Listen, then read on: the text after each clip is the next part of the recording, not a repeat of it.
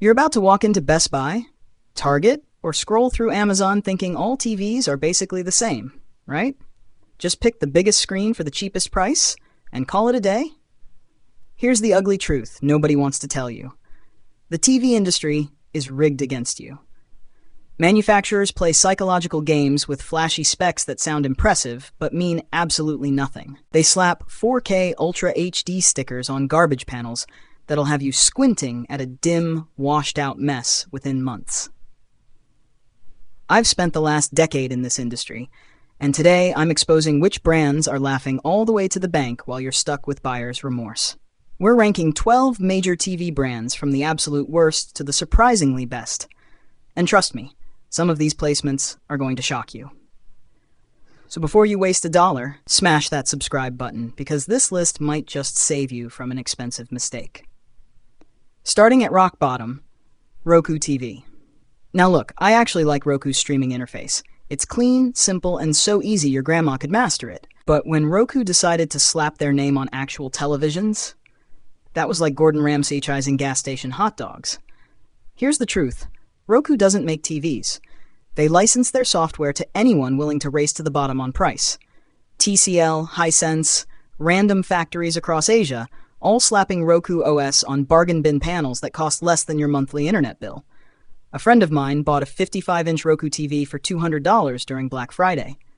He was so proud, until 3 months later, half the screen started flickering like a disco ball.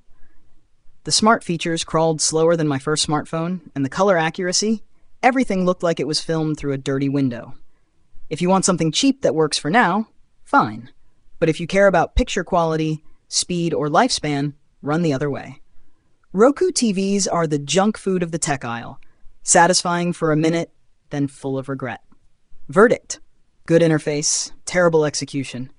Roku's great for streaming boxes, not for screens. Coming in at number 11, Insignia, Best Buy's very own house brand. This is basically Best Buy saying, hey, what if we took the cheapest TV on the market and just slapped our logo on it? Insignia is the television version of store brand cereal. It technically works, but no one's bragging about it. The build quality feels like it was assembled from leftover hopes and spare plastic. The picture processing? About as advanced as a calculator from 1995. I knew a college student who picked up an Insignia for his dorm room. It lasted exactly 1 semester before a mysterious green line appeared straight down the middle of the screen.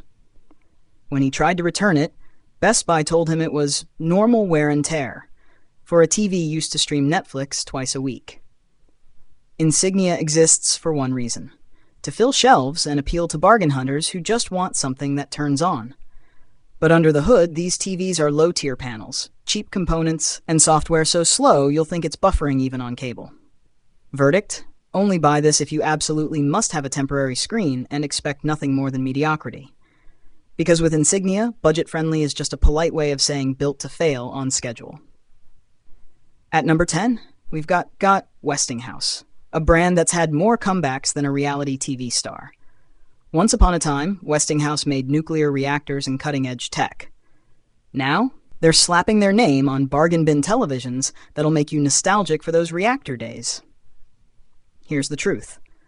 The modern Westinghouse you see at Walmart or online isn't the same company your grandparents trusted. The brand name was licensed out to a random manufacturer that bought the rights to print Westinghouse on whatever budget panels they could churn out. It's like buying a luxury watch from a guy in an alley. Sure, it says Rolex, but we both know it's not. My neighbor fell for it.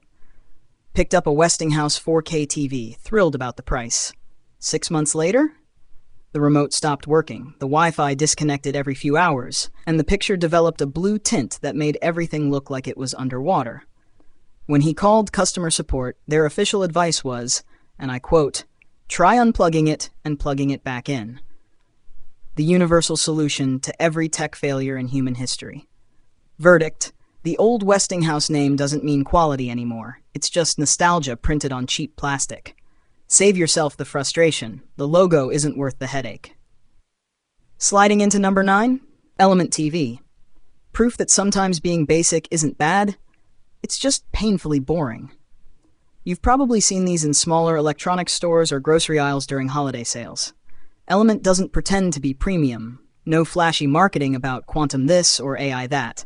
Their pitch is simple. You want a rectangle that shows moving pictures? We got you. And honestly, that's kind of refreshing until you actually turn one on. The brightness is terrible. The colors look like they've been left in the sun too long. And the so-called smart features are about as sharp as a butter knife. Watching a movie on an Element feels like looking through a screen door while someone dims the lights for fun.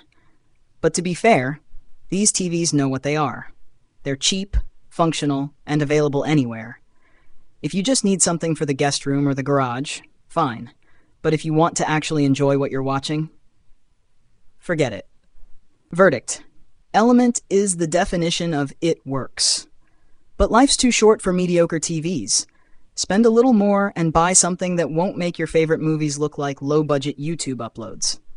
Landing at number 8, Sharp. And this one hurts, because Sharp used to be good. Like, really good. Back in the day, they were the TV your parents fought over when it was time to watch Friends. But those glory days are long gone. Here's what happened. Sharp got bought, sold, and traded more times than a used car. The brand you see on shelves today isn't the same company that built those legendary Aquos displays years ago. Most of the Sharp TVs in stores are now manufactured by Hisense, just borrowing the Sharp name. It's like finding out your favorite restaurant is now run by the guy who used to manage the gas station next door. The picture quality? It's fine. Not great, not awful, just fine. The kind of technically correct that leaves you disappointed anyway. I had a customer once who bought a Sharp Roku TV, thinking she was getting that classic Sharp quality. 3 years later, it still works, but the screen's noticeably dimmer, the color's washed out, and that old spark is gone. It's functional, sure, but nobody's inviting friends over to show off their Sharp TV anymore. Verdict. Buy it if you find a solid deal, but don't expect miracles. The Sharp name might still sound premium, but the picture behind it doesn't live up to the nostalgia. At number 7, we're stepping into interesting territory. Hisense. This Chinese brand has made a name for itself by trying to be both budget-friendly and premium at the same time. Think of Hisense as that friend who shows up to the party wearing a knockoff designer outfit. From a distance, it looks fantastic. Up close, the details start falling apart. They're packing features like quantum dot technology and local dimming into TVs that cost half what Samsung charges. On paper, it's impressive, like getting a luxury car at used car prices. But is it too good to be true? Here's the thing. Hisense is actually trying. Their OLED models deliver surprisingly strong picture quality for the money. The colors pop, the contrast holds up, and they include features that were once reserved for high-end brands. But here's the catch.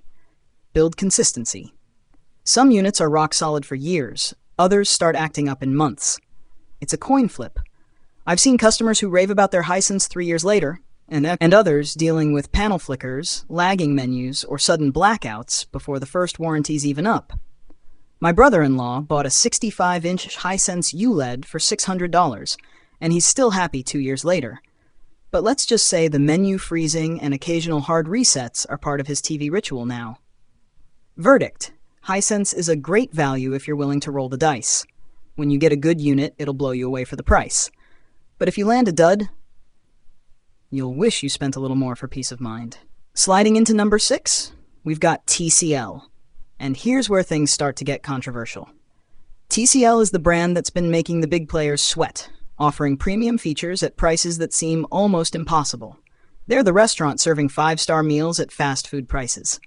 You keep waiting for the catch, but sometimes there isn't one. Their 6 Series and 8 Series TVs are legit competitors to Samsung and LG models that cost twice as much. The picture quality is excellent, deep contrast, vibrant colors, and HDR that actually looks like HDR. TCL has mastered full-array local dimming, quantum dots, and a smooth smart interface, whether you prefer Roku or Google TV. For the price, it's almost too good to be true.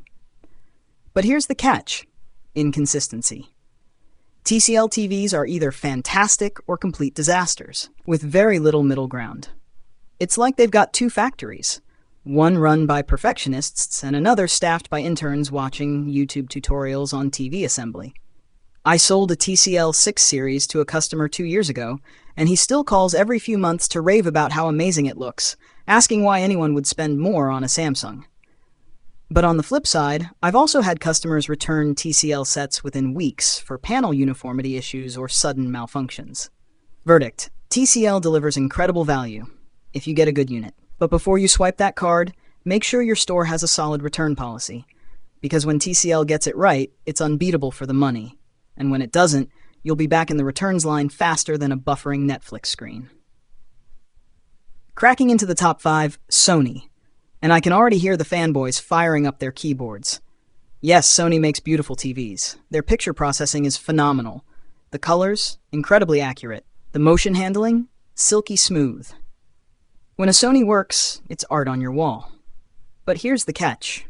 You're paying Mercedes prices for Honda reliability.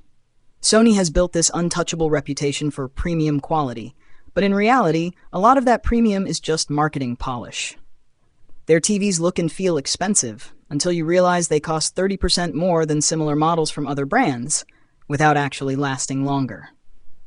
Their picture processing truly is some of the best, especially for movies and cinematic content. Skin tones look natural, blacks are rich, and motion is lifelike. But Sony's biggest weakness isn't what's on the screen, it's what's behind it. Their Android TV interface feels outdated, clunky, and slower than government paperwork. Apps freeze, menus lag, and it sometimes crashes like an overworked laptop. It's frustrating because the hardware deserves better. I had a friend who bought a Sony X900H thinking he was buying the gold standard. And yes, the picture looked stunning. But the smart features were so bad, he eventually bought a separate streaming stick just to avoid using Sony's own software. Verdict: Sony still delivers elite picture quality, no question. But you're paying extra for the name, not necessarily the value. Great choice for purists who want movie-accurate visuals, but for everyone else, there are cheaper ways to get the same experience without the brand tax. Coming in at number 4, Vizio. Now this one's a true American success story. Born in a California garage, Vizio set out to do what most brands wouldn't dare: make TVs that don't suck, but also don't break the bank. Their formula is simple and smart. Focus on what actually matters: panel quality, picture processing, and fair pricing. And skip the fluff that drives up costs. The result? Some of the best mid-range TVs on the market. Vizio's P-Series and OLED models deliver picture quality that rivals big-name brands charging hundreds more. We're talking quantum dots, full-array local dimming, and HDR performance that holds its own against Samsung and LG. What they get right is focus. Vizio puts the budget into the screen and image processor, not into glossy packaging or over-designed interfaces. You're paying for what you actually see, not the stuff you'll never use. That said, their SmartCast platform, well, let's just say it exists. It works, sure, but it's sluggish, clunky, and about as exciting as reading a toaster manual. Most owners just plug in a Roku or Apple TV anyway, which honestly fixes the problem instantly. I once helped a customer pick between a Vizio P75Q9 and a Samsung QN90A. 6 months later, he told me the picture quality was practically identical, except he still had $800 left in his pocket. Verdict: Vizio delivers premium performance without the premium price. You'll get stunning visuals and honest value, just don't expect luxury smart features or lightning-fast menus. If you can live with that, Vizio gives you the most picture for your penny.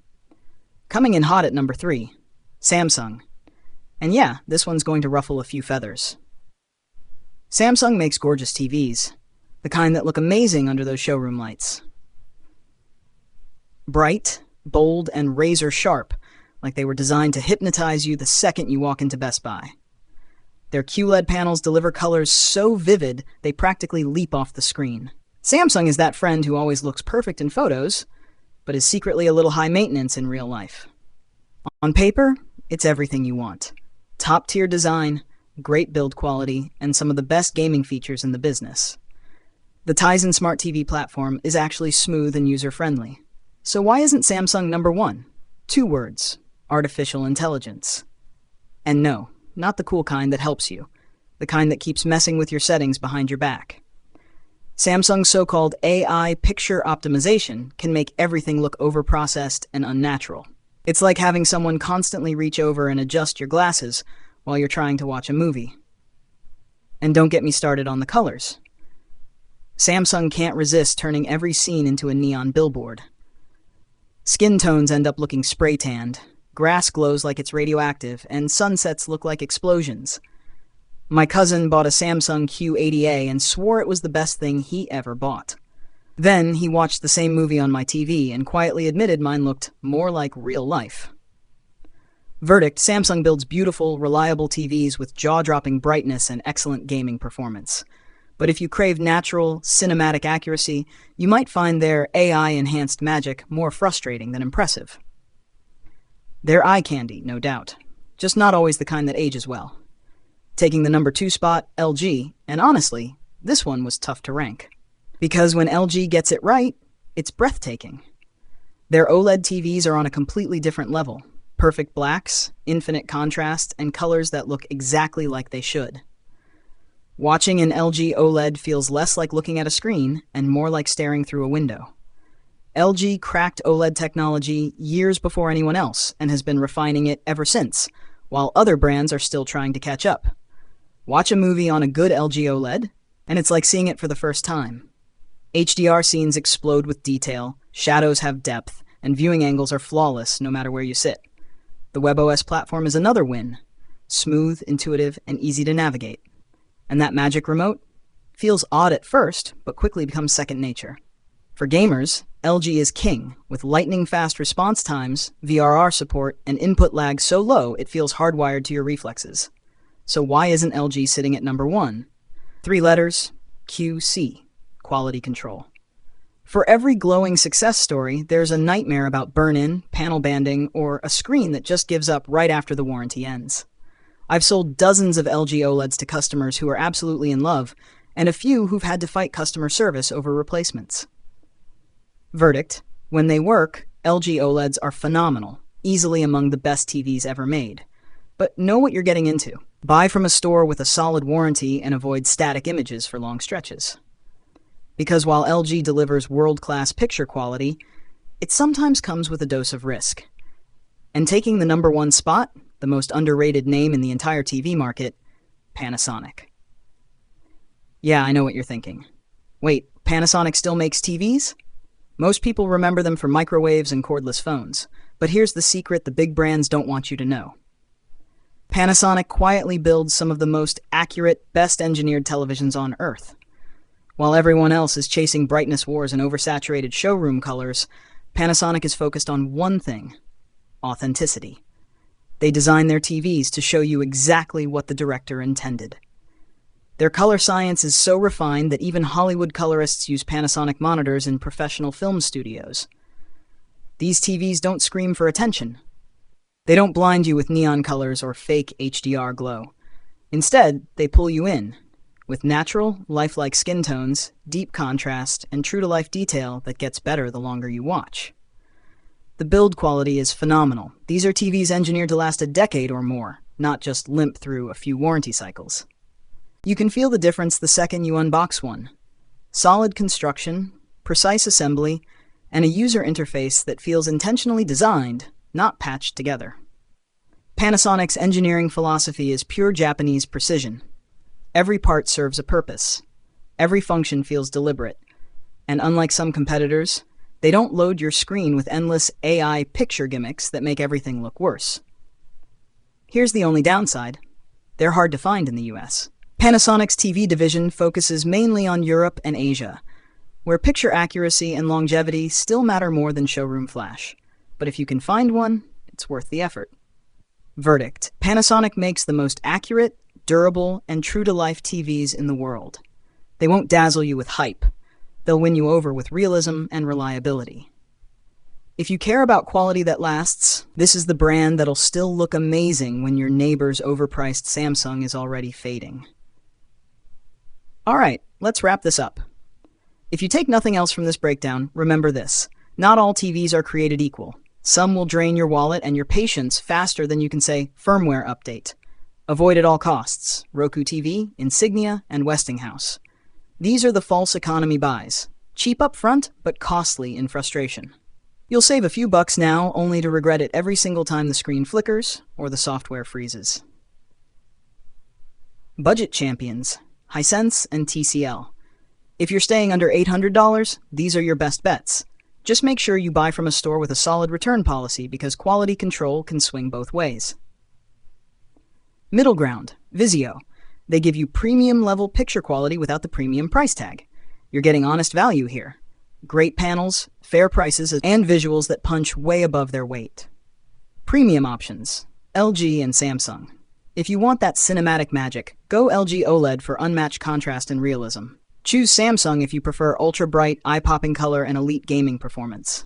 Sony also sits in this tier, but you're mostly paying for the name, not necessarily the value. The sleeper hit, Panasonic. If you can find one, buy it. These TVs are built to outlast most of the competition, with accuracy and craftsmanship that other brands only pretend to have. Here's the takeaway. Don't get hypnotized by marketing buzzwords. Quantum, AI, ultramotion, dynamic color boost, most of it is just fluff. The real difference isn't in the spec sheet, it's in how long your TV actually makes you happy. A good TV should last 8 years, not 3. And the best deal isn't the cheapest one, it's the one that still looks great half a decade later.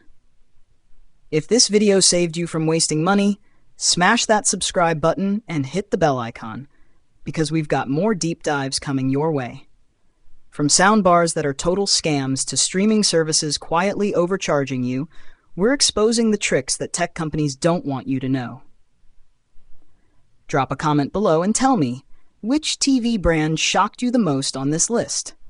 And if you're still confused about what to buy, check out my TV buying guide linked in the description. It walks you through everything, from panel types to picture settings, step by step.